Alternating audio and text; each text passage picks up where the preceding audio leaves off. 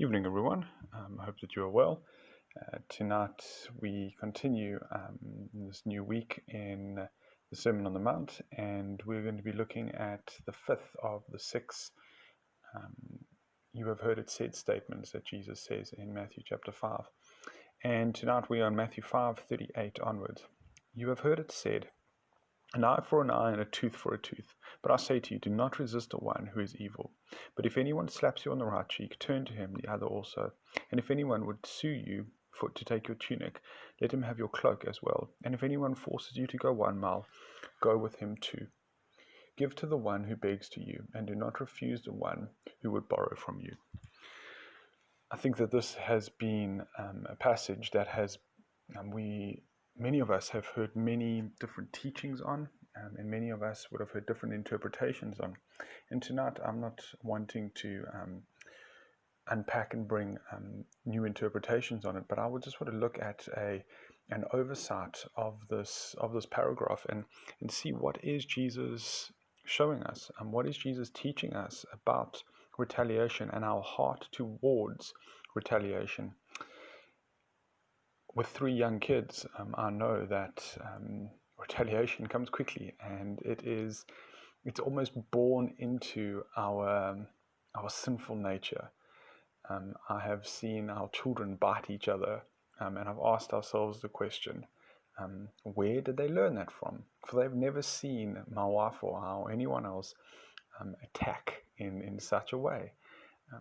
And it's ingrained within us as people, within our sinful desires, our sinful hearts, to want vengeance. Let me just stop at this point and point out that this is not necessarily a bad thing. It is good for us to have this desire for vengeance, to have a desire for injustice, because God is a God of justice. God would not be God. God would not be a holy God if he saw injustice and he let it pass by.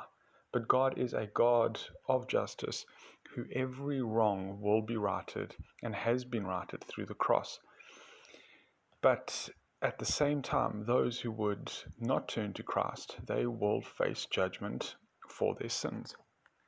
And so the desire for justice is not wrong, but the implementation of our justice is us in our sinful hearts. That is often where the sinful aspect comes in.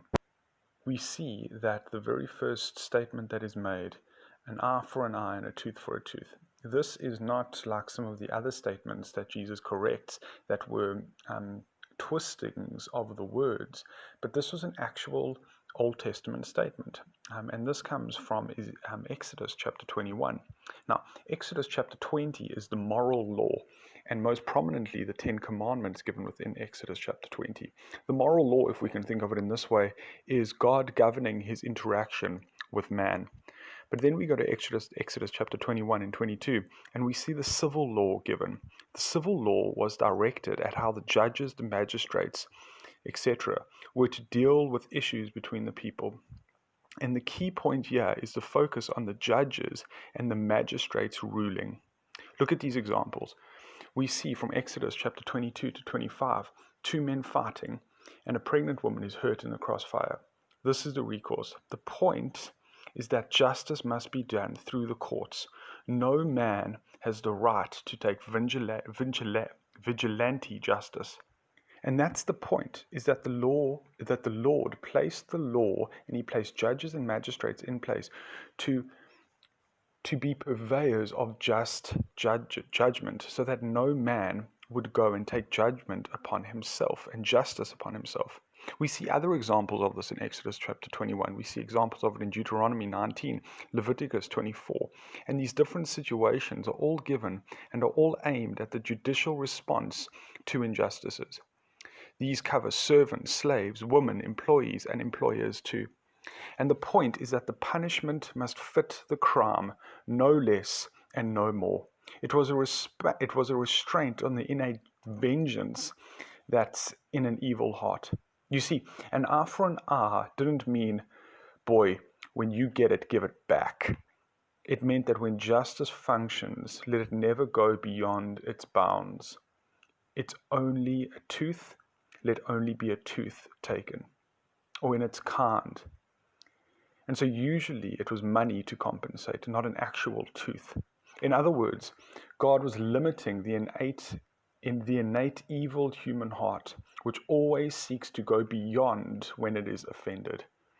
And so the law of the Old Testament was there to protect the weak and a fence to restrain the wickedness of those who wanted to abuse it and seek unjust vengeance on others.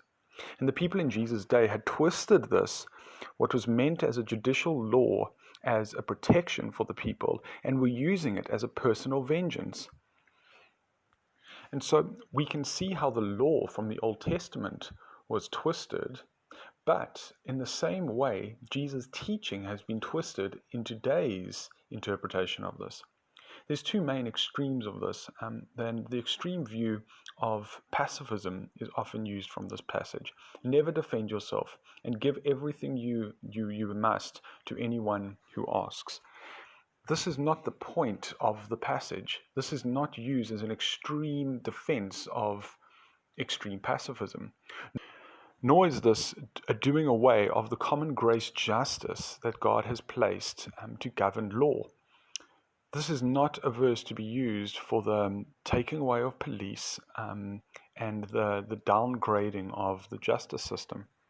And so if those extreme views are wrong, then what do I believe is the correct interpretation of Jesus' words here? The correct interpretation, I believe, is Jesus is expanding on what he said in Matthew 5, verse 9. Matthew 5, verse 9 is this: "Blessed are the peacemakers, for they will be called children of God." Blessed are the peacemakers, for they will be called children of God.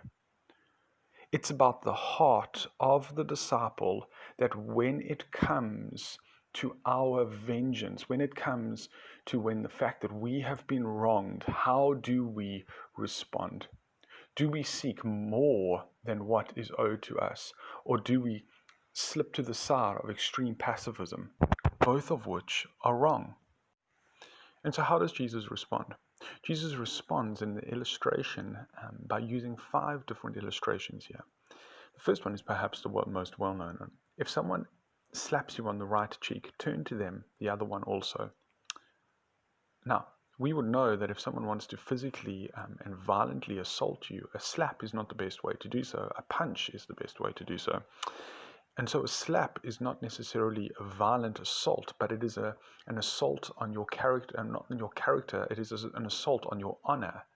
And so what Jesus is saying here is when someone would want to rob you of honor and pride in public, when your honor and pride is infringed upon and you want to retaliate, you want to get even, leave it. Rather, follow Romans 12, verse 17 to 21, and leave it to God. Let your actions show them what righteous action is, and show them by your righteous action just how unrighteous their action is. The second illustration is about the cloak and the tunic. Now, legal issues were rife in the day, and legal issues are still rife in our day today. 1 Corinthians 6, Paul speaks of Christians suing one another. And so Jesus says in verse 40, "And if anyone would sue you and take your tunic, let him have your cloak as well." To take someone's tunic and cloak was a death sentence. This was the absolute most that you could sue someone for. And Jesus says, go above and beyond to seek restoration here. If someone is suing you for this, it means that you owe them something. And so the picture here is of go beyond what is required to make sure that restitution is paid. The third illustration of the 5 is this: if someone forces you to go 1 mile, go with him 2. Now, Roman soldiers by law could command a Jewish civilian to carry their bag for up to 1 mile. And this is Jesus' response to government and authority. When they ask you to do something, go beyond what is asked and do it joyfully. And then the last 2 illustrations we can sum together in one. And this is about money. If you see someone who has genuine need and not the professional beggar who is too lazy to work, and you have the means to assist, give what you can to help where you can. You see, here, Jesus is confronting the heart towards possessions. And so when it comes to all that is being said here, how does it compare to the Old Testament law? See, the Old Testament law addressed what the judges should do and the magistrates should do in judging the different offenses. But here, Jesus is speaking not to the magistrates, but he is speaking to the disciples. He is speaking to the individual Christian. And so he doesn't just call the individual Christian not to retaliate and thus show righteous action, but he calls the individual Christian to go beyond passive response and to take a positive action. Turn the other cheek, give your cloak as well as your tunic, go the extra mile, give or lend to the person who has asked you. And so Jesus is incredibly practical here. He isn't just speaking in theory, but he has given real life examples of what of what Christianity looks like. And so, as I mentioned earlier on, Matthew 5 verse 9, blessed are the peacemakers, for they shall be called the sons of God. The peacemaker shall show the character of God. We shall show what the true image of the Lord looks like when we do not escalate the situation of conflict, but instead we extend a blessing. This is best illustrated in Jesus Christ himself, who at his very arrest, when one of his disciples retaliates, Jesus steps in to bring peace. When he is being murdered on the cross and the nails are being driven through his hands, he could easily call down legions of angels to defend him. But instead, what does he do? He prays for those who are murdering him. And on the cross, as insults are being hurled at him and they are mocking him, what does he do? He responds, Father, forgive them, for they do not know what they are doing. And so my prayer for us as Christians is that we would live with the same heart as Christ.